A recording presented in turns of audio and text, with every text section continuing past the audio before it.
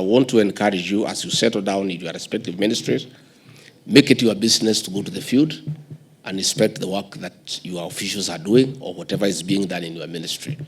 And where you need a slightly higher profile, I'm available to come and back you up. And where you need even a higher profile, the president is available to come and do it. I keep on saying that let us use the hen mentality in this administration. The hen lays a very small egg, and immediately after laying it, gets on top of a house and makes noise for the next 4 hours for everybody to know that an egg has been laid. The cow produces 40 liters of milk and is just quiet. That milk disappears because nobody even knows there is milk in the compound. But the one egg, everybody knows about it. Whatever little you do in your ministry, to be a debe, let us not assume people know. Interact with ordinary Kenyans from all walks of life.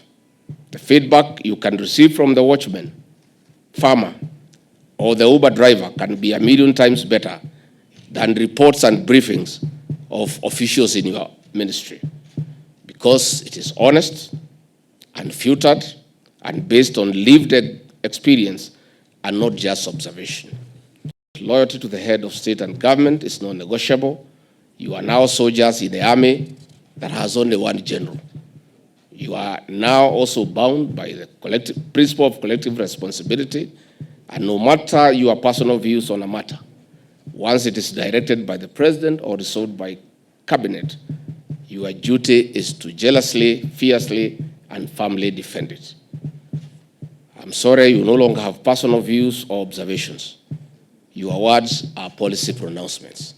Ensure that they carry the same weight, consideration, and gravitas as your cabinet memoranda or official communication.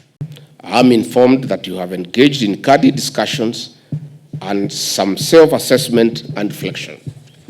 From yesterday's meeting with HE, the president, to the various presentations delivered yesterday and today, you have been taken through the expectations of your roles, the macroeconomic context in which we find ourselves, and the corruption pitfalls that you must avoid to guard against what the EACC describes as a cause for sleepless nights.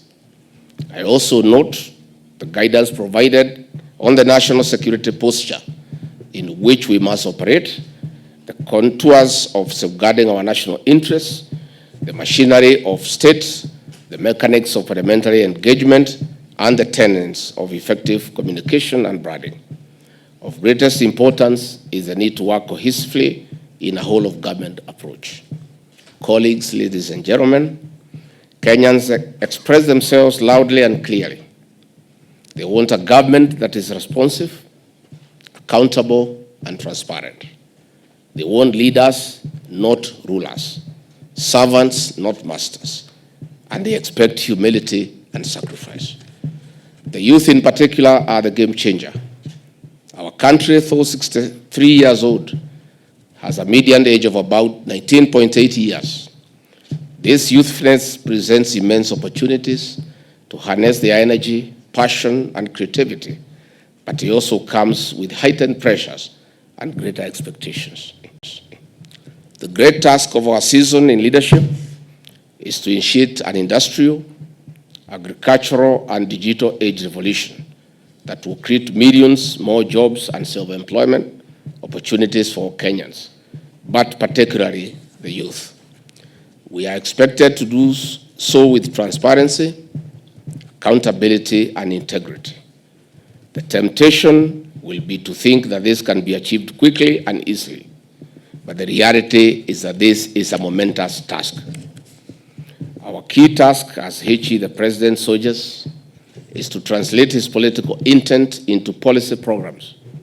The president's political intent is critical clear in the Kenya Kwanza plan, the outlines in the bottom-up economic transformation agenda better. Through it, we are addressing the economic turbulence in the country, protecting the health of those without wealth, providing a decent roof over many more heads, and leading the nation to economic rebirth. The Kenya Kwanza plan is firmly anchored on three pillars which we must uphold at all times. First and foremost, we must maintain fidelity to the Constitution and the rule of law. Secondly, we must remain responsive to the needs and aspirations of the citizens we serve. Their trust and confidence in the government depends on our ability to deliver. Lastly, we must demonstrate unwavering loyalty to His Excellency the President as we carry out our duties and responsibilities. On the first point, all the power we wield is delegated to us by the people of Kenya.